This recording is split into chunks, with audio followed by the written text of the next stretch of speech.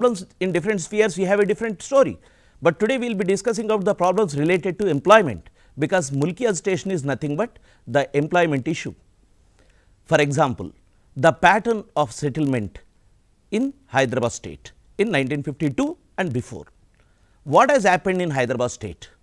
The first and foremost aspect happening in 1948 to 1949. 1949 and 1948, these 2 years are under military government. J.N. Chaudhary administration entered into Hyderabad state, accession happened, and now a new setup has been declared.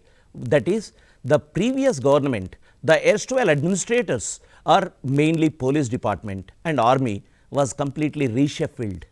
In the process, even in administration, for example, in revenue administration or some other administrations, those who are occupying the posts in under Nizam government, especially they have targeted and they have removed or unfavored, whatever word you can use. They have unfavored the Muslims, the Muslim officials and the supporters of Nizam. In this process, what has happened? One first imbalance has happened, that is the imbalance in terms of religion. Many Muslims lost their positions, that is number one. Second imbalance is, the major aspect is in 1949, immediately after Velodi becoming the civil administrator, we can see a shift in the administration. Erstwhile disposition or erstwhile government, you have a Urdu as the official language. Now, with the new government, they have shifted to Telugu and English. Then who will know Telugu or English? The people who have studied in Madras province. And in Madras province also, the Andhras. Today, if I talk about Andhras, it is Andhra plus Rayalaseema. Present, today's Andhra Pradesh is Andhra, in terms of Andhra in Madras province. They know Telugu and English too. So, they are favored.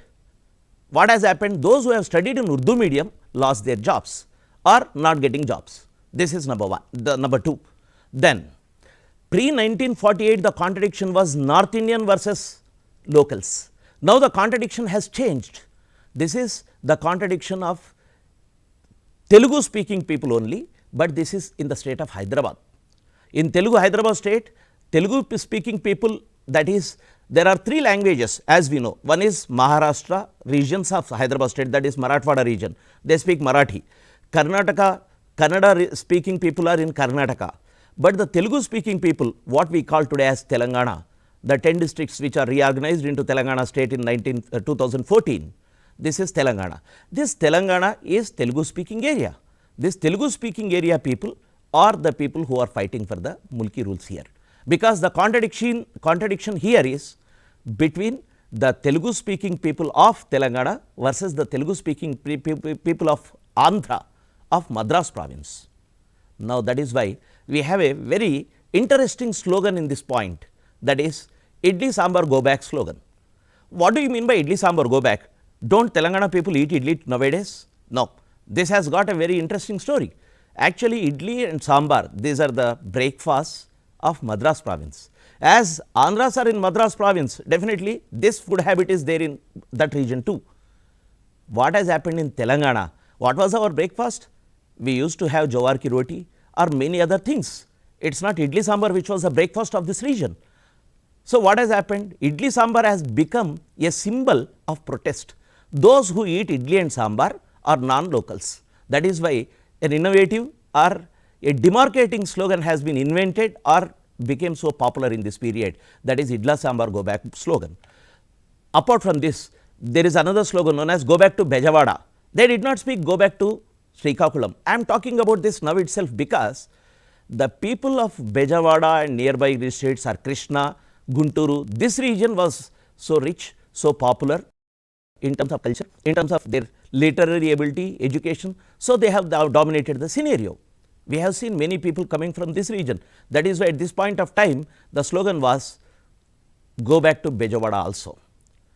So, 1952, first of all, if we talk about the importance of 1952 movement, 1952 is the first and foremost movement in terms of Telangana. I would like to say that 1952 movement is the beginning of our agitation, which paved way for the Telangana state. Telangana state became reality in 2014, but in 1952 for the first time there is a discussion that we are different.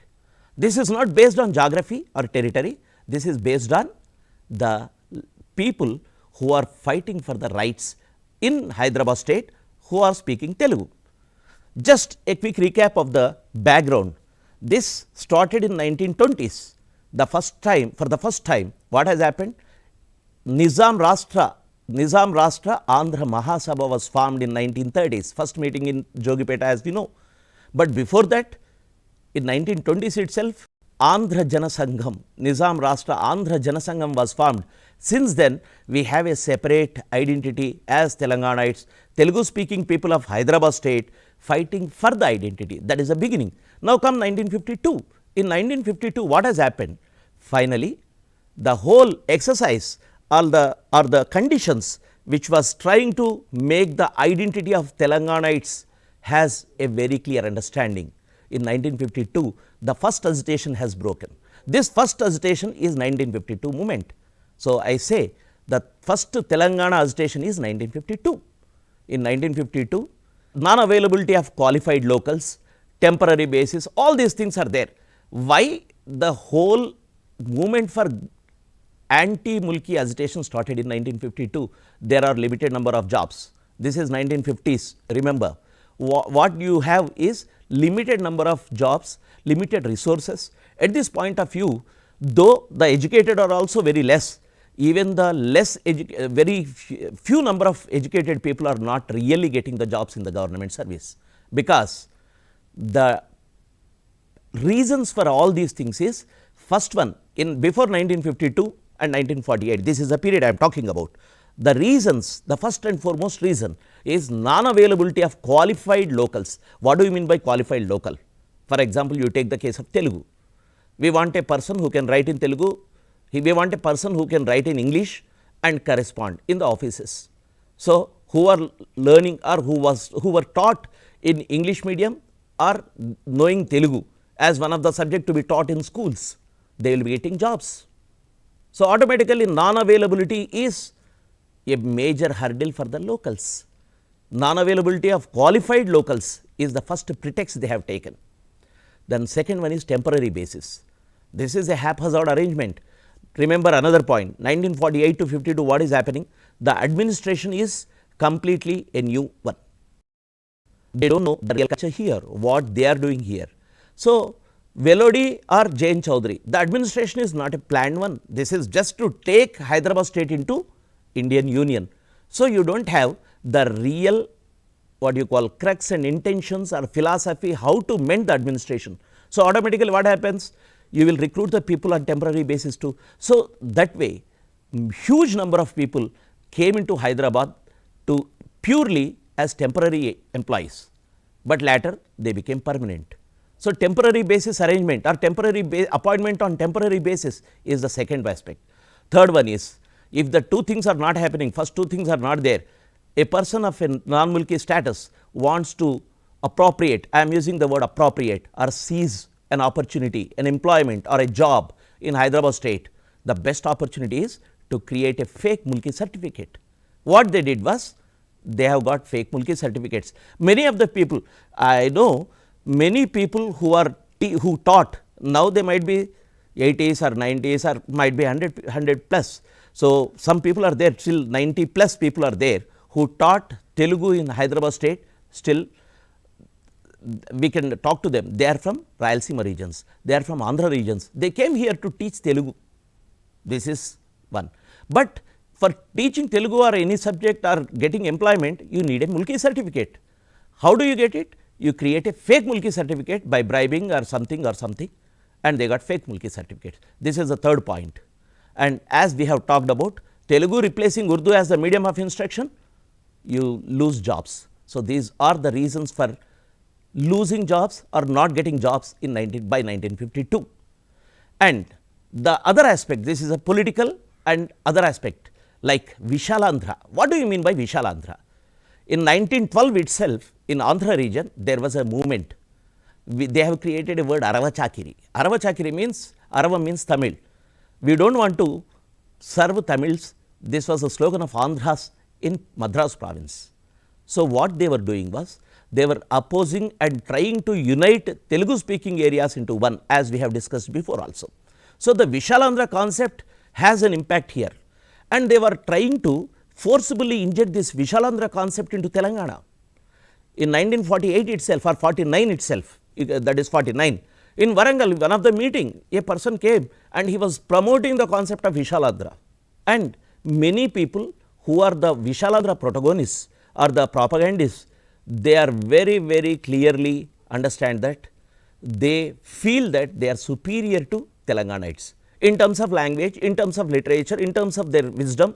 That is why even in 1930s, Suravaram Pratap Reddy has to bring out a book when a scholar in Andhra said there are no writers or poets in Hyderabad or Hyderabad state. Naizamu Rajyamulo Kavulu Pujyam, that was the statement. Then what he did? He has brought out Golconda Kavala Sanchika with 350 plus poets from Hyderabad state to prove that we have poets, we write poetry, we are well versed in Telugu, all these things, this high-handedness, superiority, and they felt that they know Telugu and they are going to teach us the Telugu, the language of Telugu, or even civilization. Even agriculture, many of the people who settled in this period were thinking that they are more superior in agriculture. They want to teach us, they have to teach us, make us civilized. All these things have created a hatred for Andhras during this period. That is why even much before the agitation broke out in Hyderabad state on Mulki issue, there was a discussion immediately after the formation of the newly elected democratic government under Burgala Ramakrishna Rao. In the assembly, within 2 months, there was a serious discussion about the number of posts the Mulkis occupying or non-Mulkis occupying. We have a clear status, we have clear statistics. Most of the people who are employed during this period are non-Mulkis, not locals. So, with this, what we understand is Telangana, I am talking about Telangana as a core and Hyderabad state as the whole were the area, this region was the victim of these political aspects between 1948 and 1952. Then what has sparked the 1952 movement? In 1952, this movement, very interestingly, we start 1952 movement, and many of us, whenever we listen to the 1952 movement, we hear the version of Professor Jaishankar, who was a young student and trying to student and just joined as a teacher next phase. So, he was witnessing all the changes happening in Hyderabad state. In his biography, he has talked much about 1952 movement and how the movement has sparked and what was the psyche of the settlers in this period. So, this 1952 movement has a very interesting beginning, as many of the movements need not start as a huge movement with a broad agenda like we want Telangana. As we have seen in the last phase also, 14F was the agenda, and finally, the declaration of Chidambaram of 9th December 2009. That 9th December 2009 declaration sparked with the agitation for 14F. It is not the Telangana demand as a whole. So, a small agitation can spark the bigger thing. It can unveil a bigger scope like that. In 1952, the incident or the person who is responsible for sparking is Mr. Parthasarathi, a divisional inspector of schools at Warangal.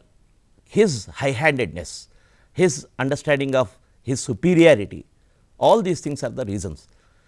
Simply a small incident, you can say small or a major. 180 teachers in this division were transferred en masse. Why?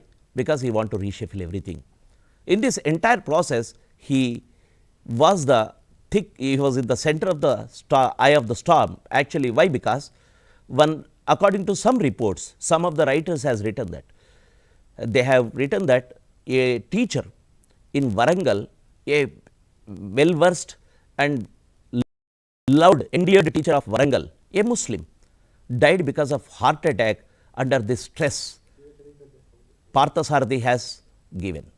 So, in 26th 1952, the first meeting of students with 4,000 in strength was held at Warangal. This students meeting is very, very important because the whole movement is starting in educational institution. Teachers are not happy. The government has appointed a committee to look into that matter. So, as a result, the students are also taking part in this movement. So, 4,000 students gathered at a ground near Subedari, Warangal. They have started discussing about this whole issue, and student action committee was formed in the hinter afterwards with a student named Buchaya. You can say, you can get this question in your examination. Buchaya was the first convener of students action committee at Warangal 1952 movement. You can get this question in the bits. 1952 movement, the high-handedness of Parthasarathi, hatred towards him in Warangal is not an isolated incident. You cannot say it as an isolated incident. It started in Warangal, but with the students taking up the issue and making it as an important issue, within 3 days, it spread to other areas too. The student committee, student action committee met the chief minister on 6th August.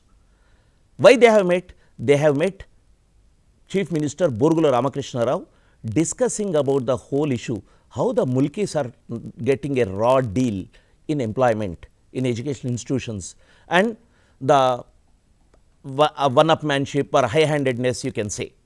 So, immediately CM has promised that we will appoint a subcommittee and you call up the strike.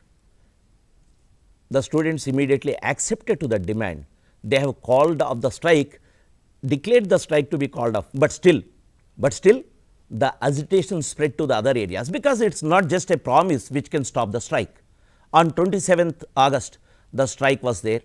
27th to 15th September, it spread to the twin cities, Aurangabad, Bhongir, Suryapet, Mahbubabad, Miryalaguda, like all the other centers of the Hyderabad state, Telangana region. Though the chief minister has promised to appoint a subcommittee before, he did not appoint on time, and he took this whole lot of time between 6th and 26th. You can see on 26th finally he has appointed a subcommittee to look into this matter. So, on 27th August, I am going to the incidents, because incidents are not important, understanding the essence is important. On 27th August, first meeting at Hyderabad was held, then it was presided by Dr. Timmaraju. It was addressed by many local leaders, MLA like Gopal Rao Egbot and all these people. On 27th August, a lathi charge was there on the students at Warangal. First time lathi charge, take this point, this is an important. 27th August, the first lathi charge on students at Warangal, and in this lathi charge, 6 students were injured. On 27th August, lathi charge. Then, after this lathi charge, strike in Warangal. This is the first strike, lathi charge and strike. Immediately after the strike in Warangal, the whole movement has spread to other towns in Telangana. On 27th August, many schools were shut in Hyderabad twin cities, and agitation started, processions taken out, and the course, now it is not a movement limited to Warangal, or the issue is limited to Parthasarathi or teachers issue. On 3rd September, it spread to the other areas like Marathwada, Gulbarga and Bidar. And you can see now the spread, first Warangal, then Hyderabad twin cities, then the remaining Telangana region, and Marathwada, Gulbarga, Bidar, the other areas of Hyderabad state. On 3rd September, very important, the agitation and firing at City College and nearby areas. This has changed the whole scenario. What has happened in City College? That is why this City College incident has become a point of discussion as the first agitation which has opened up new understanding about agitation. How the state responds to an agitation. Though the issue of Mulkis is very important, though the issue of employment is very important, when people are trying to fight for the rights, their legitimate rights, the City College incident is the cut point.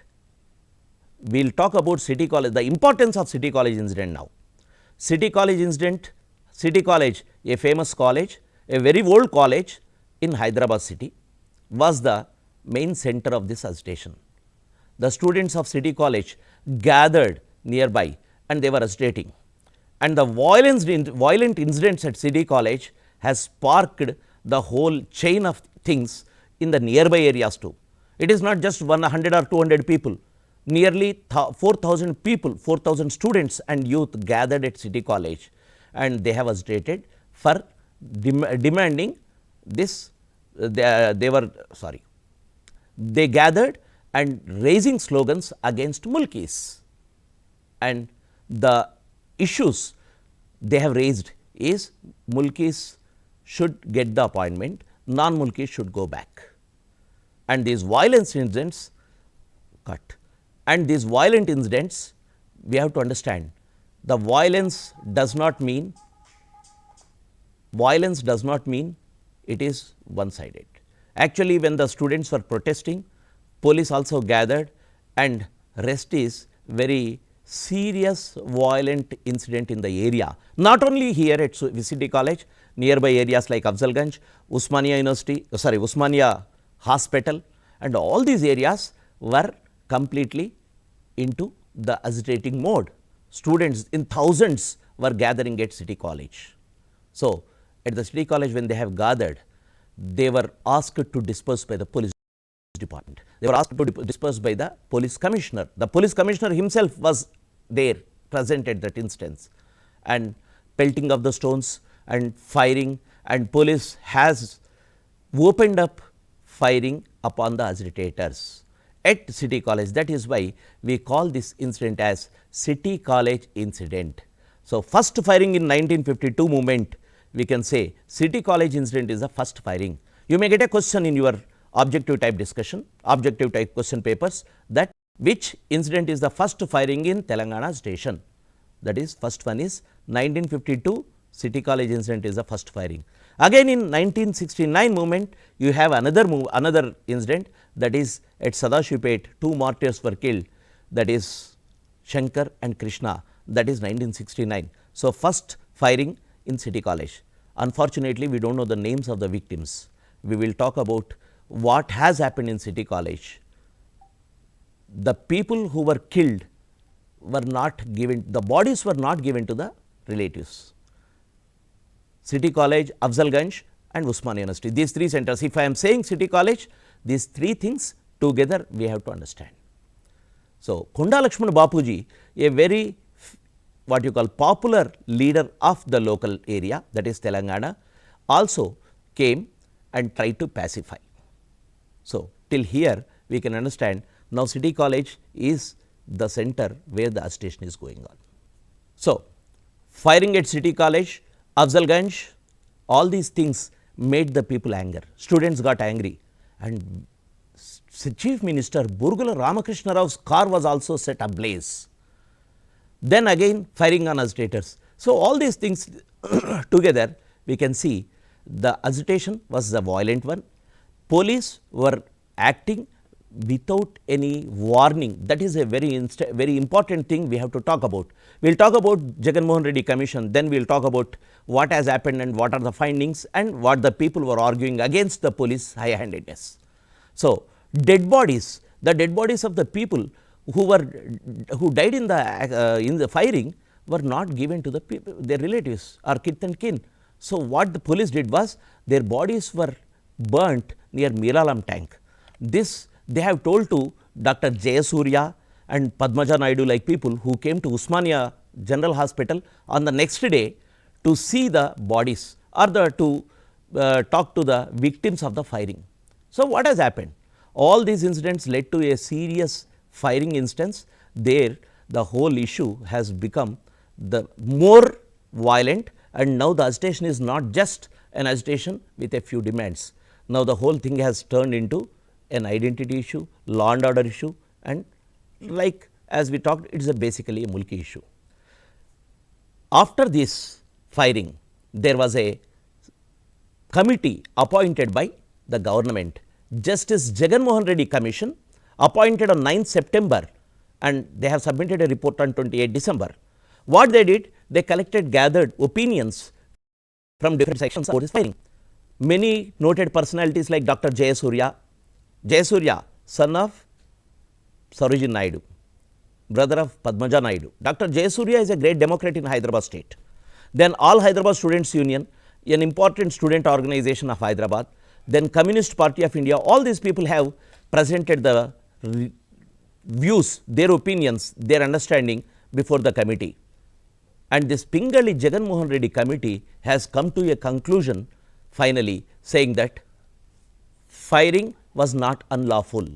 Why they justified the firing was, in the report they have stated that there are 30 to 40,000 students gathered at City College and they became so unlawful, they are restless and the police with a limited number could not control them. If they do not fire, things will not stop. So, finally, firing was not unlawful is the report. You can be asked in the examination what were the points of Justice Jagan Mohan Reddy. 2 points are there. If you remember these two, that is important. One is firing is not unlawful. It means firing was justified. So, they gave a clean chit to police. Second aspect is compensation to the families of the dead and the injured. The people who died in the firing should be given, means the family should be given compensation and the injured should be given compensation. These two things are there as recommendations of Pingali Jagan Mohan Reddy. Nothing about the real sentiment of the people or the demand of the people. So, what we understand with this is Pingali Jagan Mohan Reddy committee or commission is just giving the report only on the law and order issue of this whole thing. That is the terms of reference, not entire Mulki thing. So, this is City College incident and Pingali Jagan Mohan Reddy commission. We will see what are the things happening after 1952, how the entire scenario is changing in Telangana, how the understanding of Telangana movement is beginning in Hyderabad state, in Telangana region. That is very, very clear.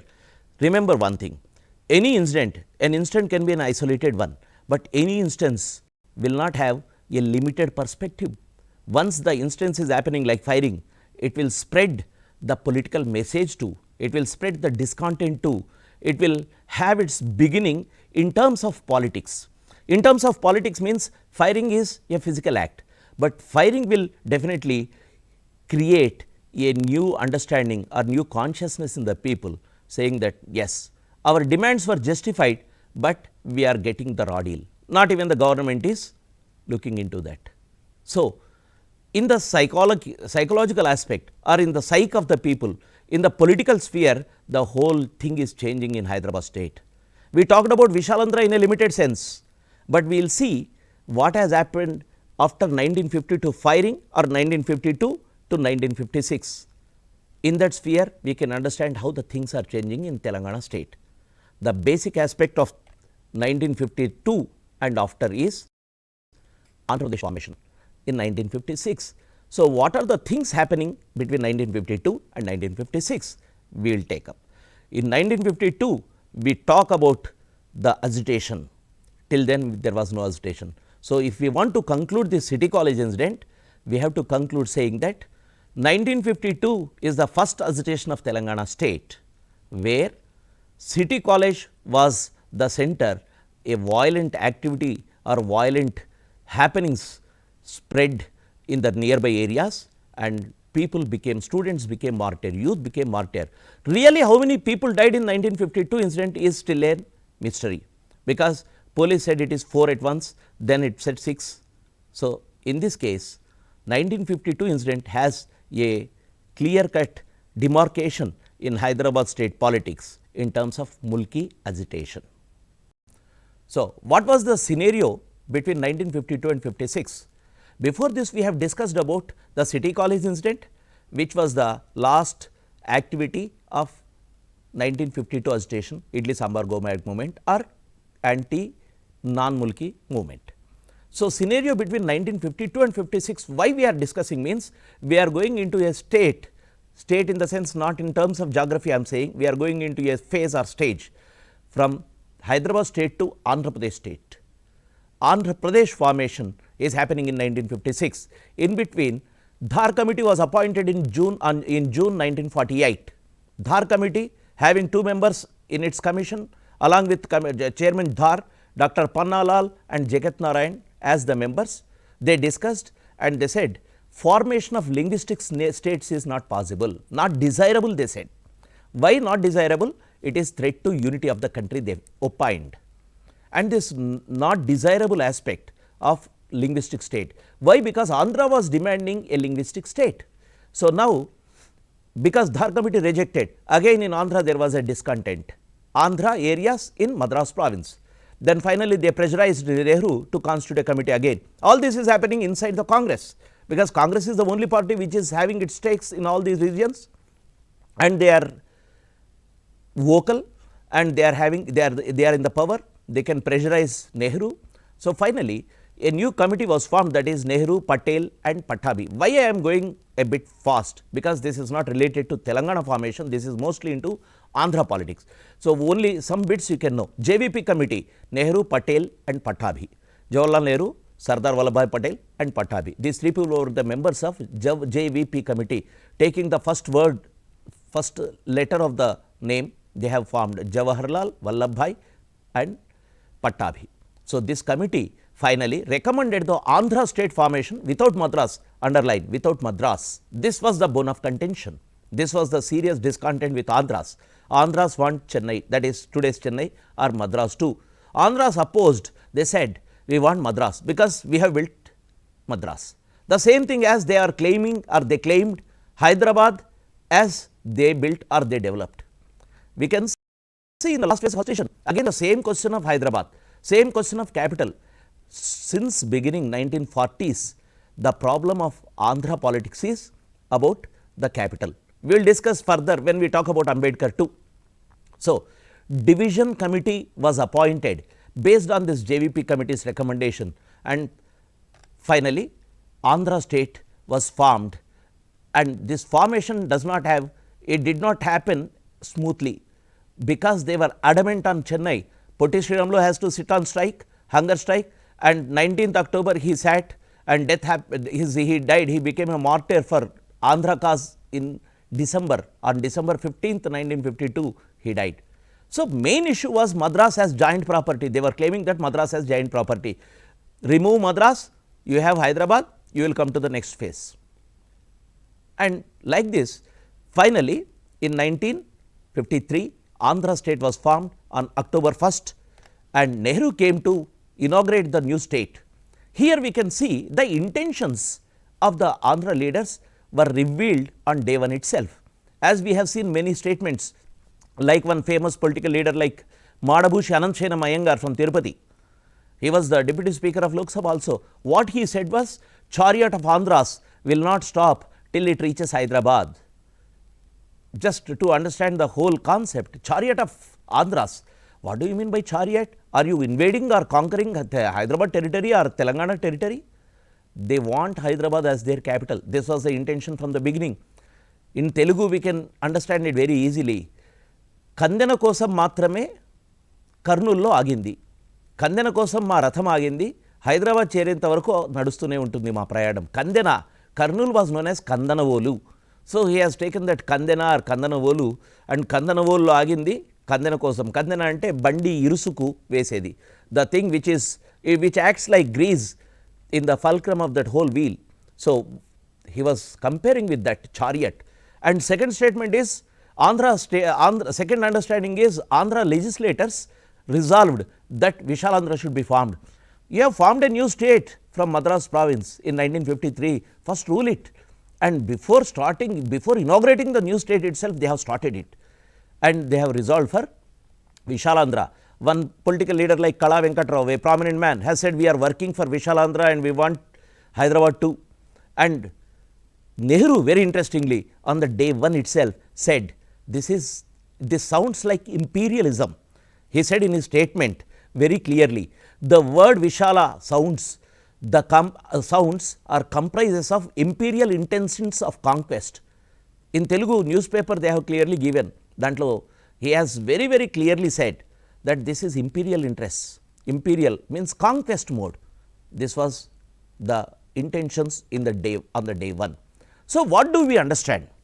When we think about a new state formation, you can start it, but from the day one they want Hyderabad as their capital and whole Telangana region into its dispensation. This is the reality of 1952 and after. So, with the Andhra formation till 1956 we have seen the things, but before this we have to understand one thing. Before the state's formation, there was an important aspect happening in Indian political scenario.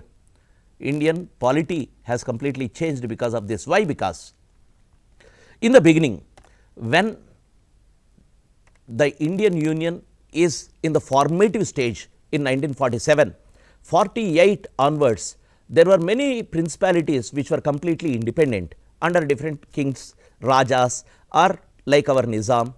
So, these principalities got merged with Indian Union, and Hyderabad also one of the Indian one of the principality, a huge principality in terms of geography, in terms of population, in terms of income, everything. Hyderabad, Junagadh and Jammu Kashmir, these three had a different case to tell, and we will just limit ourselves to Hyderabad state, Nizam state or Hyderabad state, what we call today. Hyderabad state was there, like that you have many principalities. So, how to make all these things? On one side you have the demand for reorganization on linguistic basis, means the state should be reorganized or the regions should be reorganized into states, so that all the whole country can be divided in a scientific way for administrative purposes and all those things. So, what was the need for state reorganization? Say 565 principally states merged into different huge regions, like you can see only a few regions merged with Pakistan, but because the principalities which are near to present day Pakistan are merged with that. Otherwise, you can see part A states, the whole constitution, we can see in the constitution, the states are divided into three groupings. One is part A states, part B states and part C states. Andhra is in part A state, part B states are Hyderabad.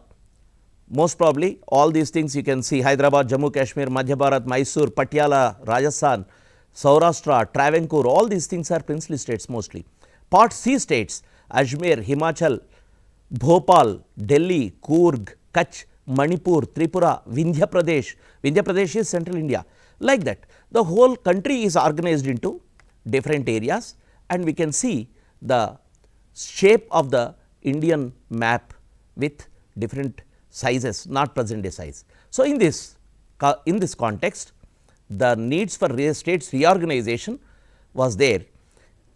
Vallabhbhai Patel, the person who has merged the whole many principalities forcibly or by democratically, or many aspects are there by Sardar Vallabhbhai Patel and his colleague not in terms of minister, he was the Secretary of State, that is VP Menon.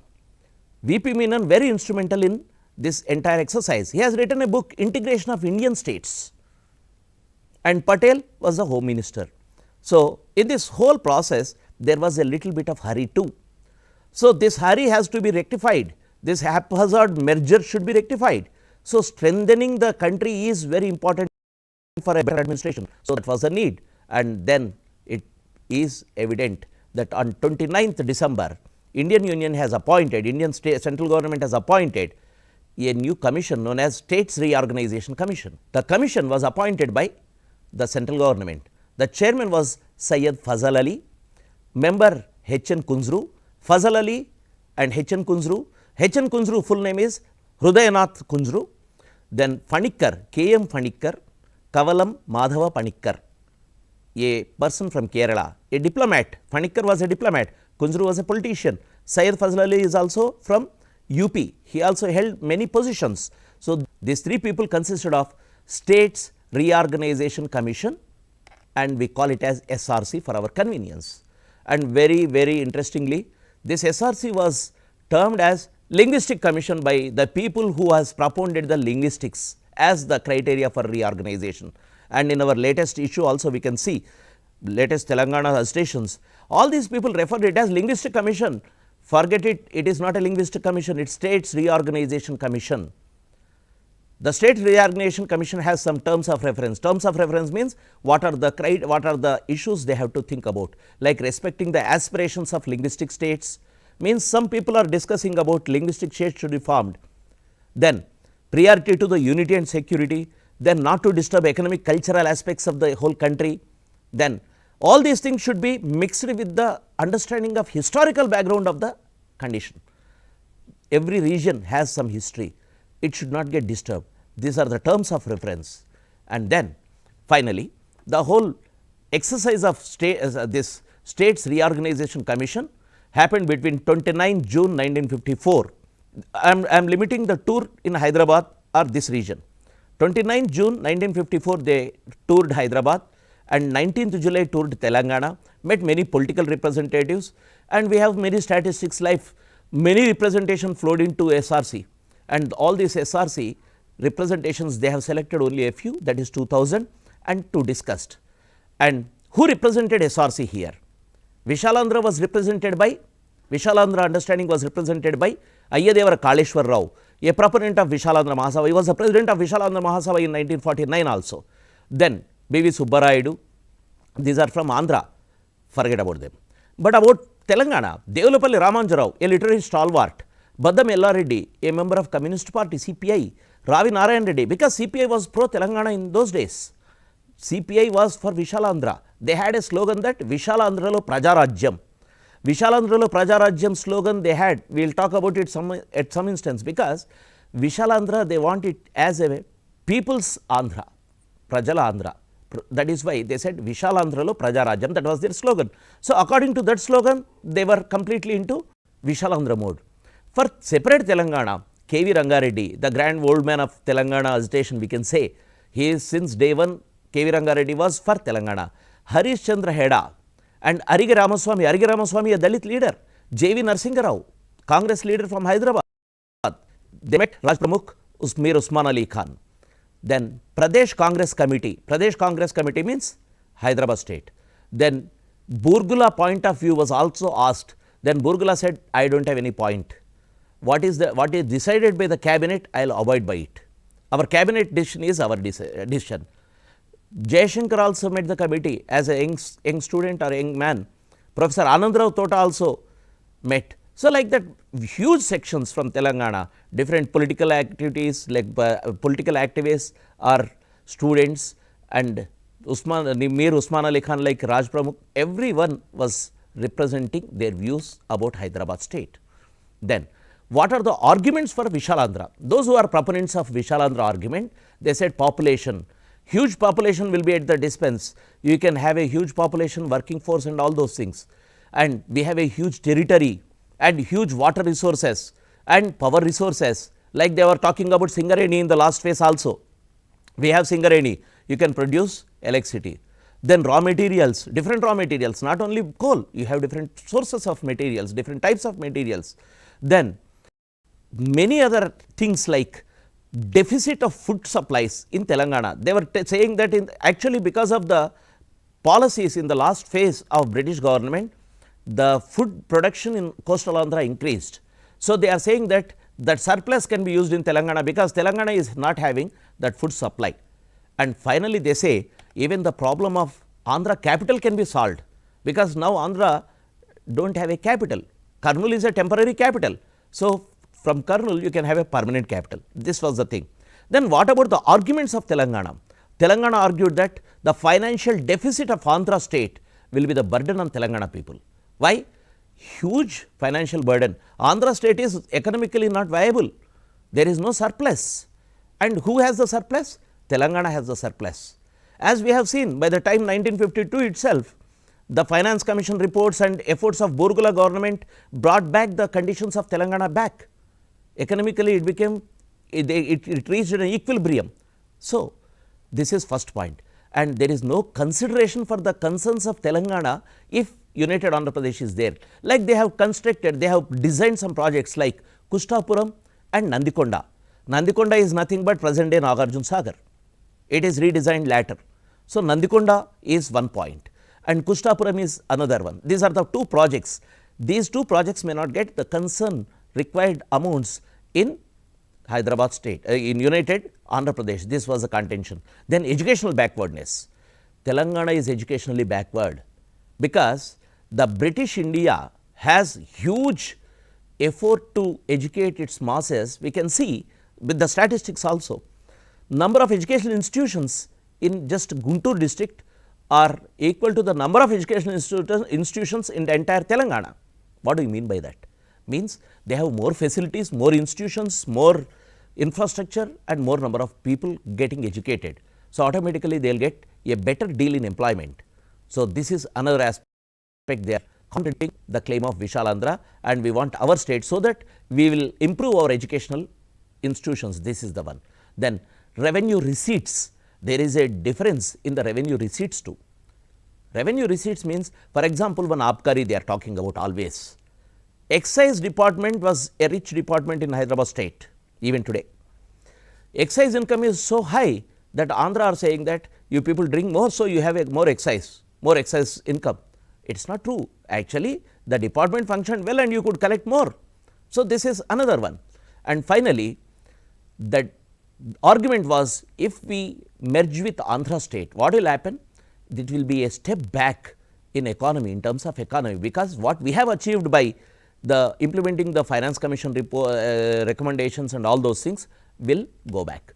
So, this is the one. So, this is Vishalandra argument, this is Telangana argument. And finally, when we discuss about the recommendations of SRC, States Reorganization Commission, they have clearly talked about a few things which are political. We are not talking, States Reorganization Commission is not, remember, States Reorganization Commission is not just a commission to talk about Andhra or Telangana. They are here to talk about the entire country. So, they have talked in a very broader way. So, but we are talking with reference to Telangana, so we are limiting our points here. SRC recommended, and they talked about, for example, neither guarantees like Sribag or constitutional provisions like Scottish devolution may work for Telangana.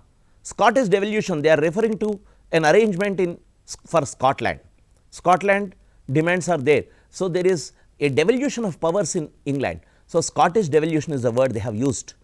And Sribag they are referring to, which was the agreement between the Andhra and Rayalaseema.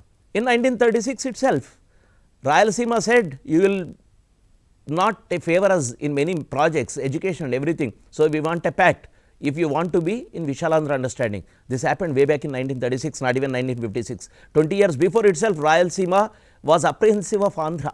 So, this understanding we should have. So, they talked about Sribag, neither Sribag nor Scottish devolution work for Andhra.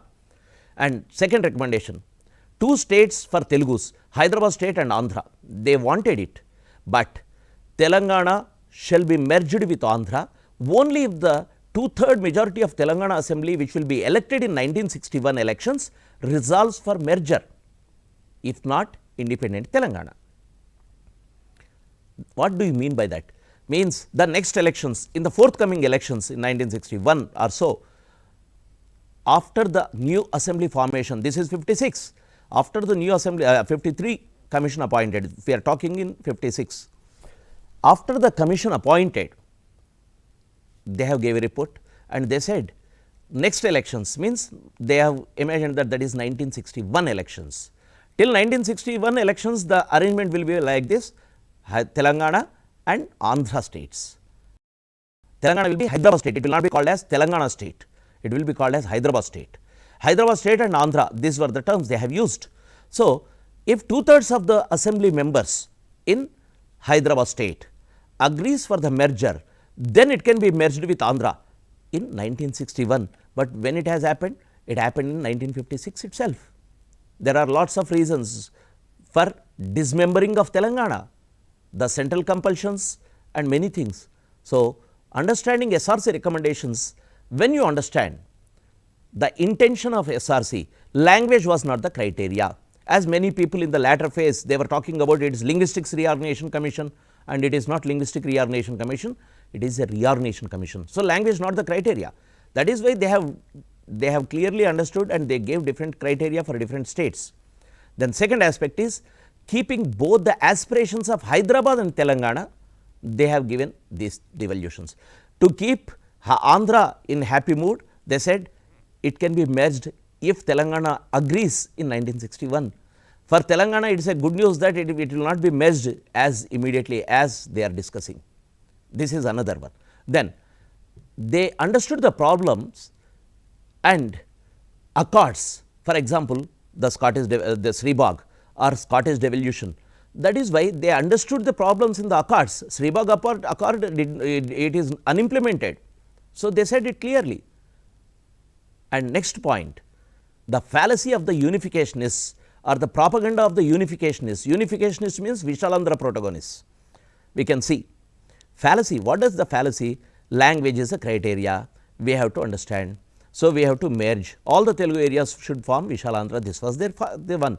But SRC recommendations have clearly shown the fallacy. It did not consider that. Finally, the center should act upon these things. SRC gave the report. States Reorganization Commission gave a report, and this is the first commission, and there is no second commission. Remember, till date you have only one States Reorganization Commission. So, this SRC gave a report, but center neither followed the SRC recommendations in toto, nor Ambedkar's views understanding about center. This is happened. This is what happened after 1956. That is, we can understand very clearly. So, what has happened in the entire period from Hyderabad state having 3 regions together, now Hyderabad state with 1 region with Telugus dividing and merging with Andhra state in 1956. This is the ultimate thing after the SRC exercise is complete. Now, let us talk about Dr. B.R. Ambedkar's views on linguistic states. Dr. B.R. Ambedkar, the architect of Indian Constitution. Unfortunately, he was ill, he could not deliberate on states reorganization in many periods, entire process. But his views, we can see he has clearly written his views in the book Thoughts on Linguistic States. In Times of India also he has written an article. So, these two articles are books, article plus this article, book plus article are important in terms of our understanding of Ambedkar on linguistic states. He has written many things, like in the topic in the book, he has given the aspects like limitations of linguism, pros and cons of linguistic state, must there be one state for one language or many states, north versus south, very interesting aspect. Then what are the solutions? Division of the north, how north has to be divided, he has given. Proposals to deal with Maharashtra state, another context he is talking, we will have its repercussions in other topics too.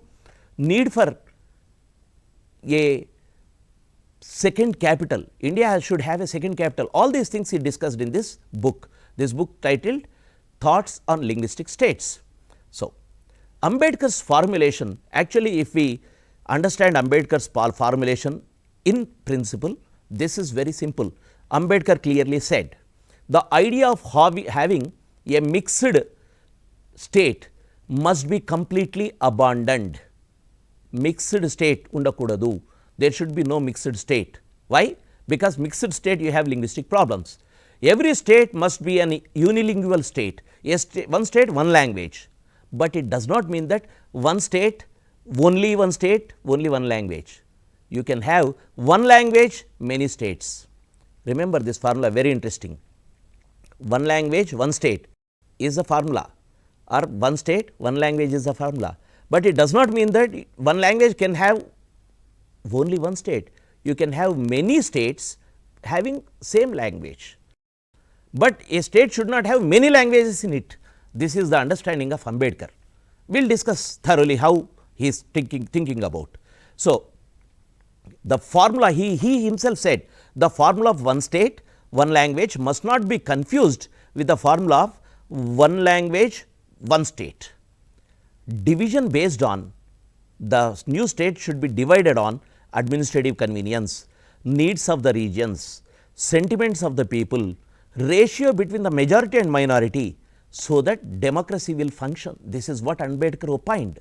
So, in terms of linguistic understanding, he has clearly said if you divide the country in terms of linguistic states, growth of linguistic chauvinism will be there. For example, a state will be having only one language. Because of their sheer numbers or their importance, that language may dominate the affairs in the country. And second thing, if you have such chauvinism, threat to unity will be there.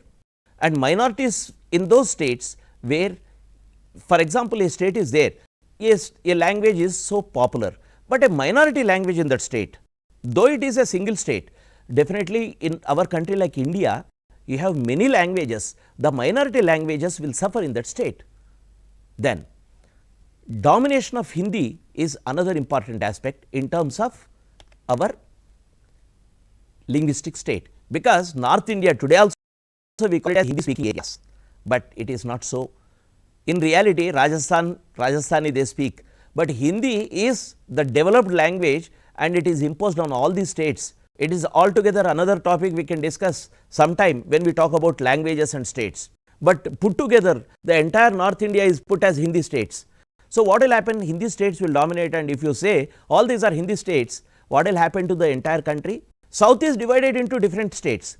This he called, you can say like balkanization. Balkanization is a political term. In South, you have separate states for separate languages. Tamil, Malayalam, Kannada, Telugu, you have separate states. The entire South is divided into 4 states, and North India, Hindi speaking states will have a upper hand. This is what he opined when he said it is North versus South. So, criteria for balances, he has discussed many things, like population he discussed. When he discussed about population, you can see in the PowerPoint which we are presenting, the population he has mentioned, like there are 8 states with population with different statistics. He has clearly said the result to say it the least is fantastic. The commission evidently thinks that the size of the state is a matter of no consequence, and he comments, this is the first and most terrible error caused which the commission has committed.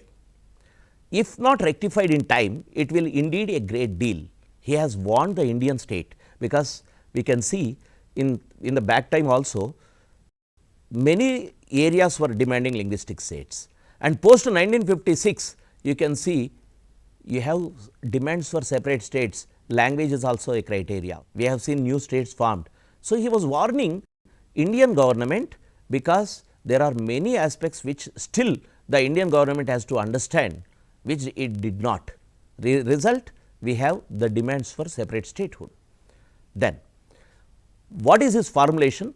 Criteria is to balance the areas like geographical extent, smaller and bigger states. For example, if you take a state like smaller state like Sikkim or some other smaller state, compare with Uttar Pradesh or United Province or like Hyderabad state, you have an imbalance.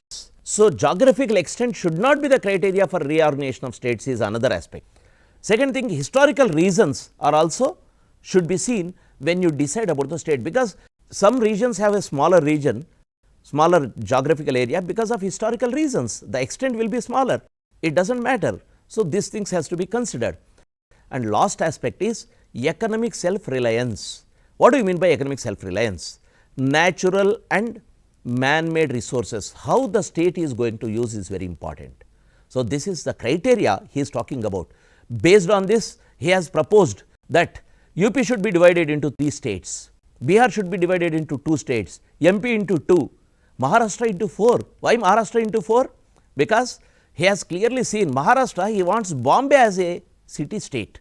Why? Because he is more concerned about the problem of Dalits, problem of untouchables or problem of depressed classes as he called. Depressed classes will not have the same problem which they have in the rural areas, that untouchability or stigma or non-favoring of any services and all those things. But a city can provide employment or equal opportunities for the Dalits. That is why he was favoring a city state like Bombay in this Maharashtra. Maharashtra he proposed 4. One is city state of Bombay, the other is Western Maharashtra, Eastern Maharashtra and Central Maharashtra. Vidarbha was one among the proposals. So, what we can understand is his views on Maharashtra has different considerations. His views on Uttar Pradesh or Bihar or Madhya Pradesh has different considerations. So, he is not sticking to one thing He has a scientific reason to understand how the state should be treated. So, unfortunately, it did not happen. So, what do you want to understand with Ambedkar's statement that once he said, unfortunately, I am not able to participate in the discussions or deliberations because I was ill, but still my opinions are in this book. This he gave very clearly. So, if you see the whole aspect of this Ambedkar's opinion, three major aspects.